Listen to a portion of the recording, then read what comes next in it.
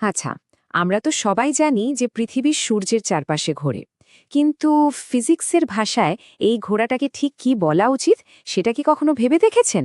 এই সহজ দেখতে প্রশ্নটাই কিন্তু অনেককে বেশ কনফিউজ করে দেয়। চলুন আজ এই ব্যাপারটাই একটু পরিষ্কার করে নেওয়া যাক।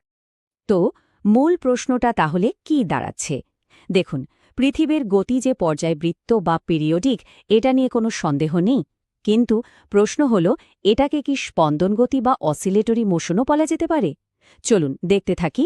এই আলোচনার শেষে দেখবেন ব্যাপারটা একদম জলের মতো পরিষ্কার হয়ে যাবে। তো এই ধাঁধার উত্তর খুঁজে বের করার জন্য আমাদের দুটো জিনিস একটু ভালো করে বুঝতে হবে। চলুন প্রথমে শুরু করা যাক পর্যায়বৃত্ত গতি দিয়ে, মানে পিরিয়ডিক মোশন জিনিসটা আসলে কি।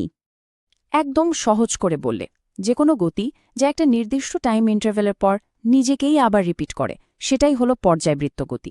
এখানে মূল ব্যাপারটা হলো একটা নির্দিষ্ট সময় পরপর রিপিট হওয়া, মানে গতিটার মধ্যে একটা সিস্টেম্যাটিক ব্যাপার আছে, একটা ছন্দের মতো আর কি। এর উদাহরণ কিন্তু আমাদের চারপাশে ছড়িয়ে আছে। যেমন ধরুন আমাদের পৃথিবী, ঠিক ৩৬৫ দিন আর ৬ ঘন্টা পর ও কিন্তু আবার আগের পজিশনে ফিরে আসে। কিংবা আমাদের ঘরের দেয়াল ঘড়িটার কাঁটাগুলো দেখুন, প্রতিটা কাঁটায় কিন্তু একটা নির্দিষ্ট সময় পর পর নিজের যাত্রাটা রিপিট করে। এমনকি একটা প্যান্ডোলাম যেভাবে দোলে, সেটাও পর্যায়বৃত্ত গতি। ওকে, তাহলে পর্যায়বৃত্ত গতি কী জিনিস সেটা তো আমরা বুঝলাম। এবার চলুন সেই টপিকে যাই যেটার সাথেই আসল কনফিউশনটা তৈরি হয়। হ্যাঁ, আমি স্পন্দন গতি বা অসিলেটরি মোশনের কথাই বলছি। এখানে একটা মজার জিনিস আছে জানেন, সব স্পন্দন গতি আসলে পর্যায়বৃত্ত, কিন্তু উল্টোটা সত্যি নয়। মানে সব পর্যায়বৃত্ত গতি কিন্তু স্পন্দন গতি না। কেন? কারণ স্পন্দন গতির স্পেশাল ক্লাবে এন্ট্রি নিতে গেলে দুটো কড়া শর্ত মানতেই হবে। এক, এর একটা নির্দিষ্ট সাম্য অবস্থান বা সেন্ট্রাল পয়েন্ট থাকতে হবে। আর দুই, গতিটা হতে হবে সেই পয়েন্টের দুপাশে আসা যাওয়া।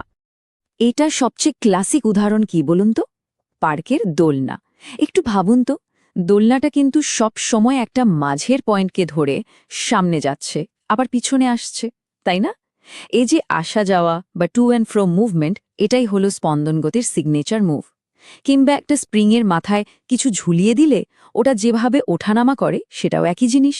তাহলে চলুন বিষয়টা আর একবার ঝালিয়ে নিই। কোনো গতিকে যদি আমরা স্পন্দন গতি বলতে চাই, তাহলে তাকে দুটো কন্ডিশন মাস্ট ফুলফিল করতেই হবে। একটা ফিক্সড সেন্ট্রাল পয়েন্ট, আর সেই পয়েন্টের দুই পাশে দোল খাওয়া বা আসা যাওয়া। একটাও যদি মিসিং থাকে তাহলে কিন্তু হবে না। আর এই দুটো শর্তই কিন্তু আমাদের মূল ধাঁধার উত্তরটা বের করে দেবে। বেশ, তাহলে বেসিক কনসেপ্টগুলো তো আমাদের পরিষ্কার। এবার তাহলে আসল খেলায় নামা যাক। চলুন দেখি পৃথিবীর গতি এই পরীক্ষায় পাশ করে না ফেল করে।